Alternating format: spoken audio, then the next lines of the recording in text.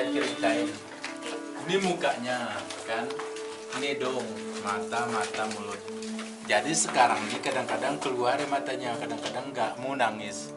Jadi kalau pas keluar mata kan datang kita kayak gini, ada perasaan kita sedih niatnya itu makin banyak turunnya mata. Jadi sebelum berangkat orang tuanya kan berpisah dengan anaknya ini, tapi dijelaskan itu lagi berpesan, anakku katanya kalau kau pergi tempat suamimu udah saya izinkan, tapi dalam perjalanan itu janganlah kau menoleh ke belakang itu ini. Nah, menoleh dia datang petir badai gitu, takut masuk berlindung dalam gua bersama rombongan.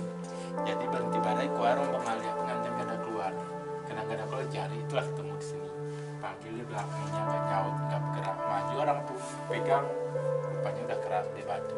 Itu cerita ringkasnya kan.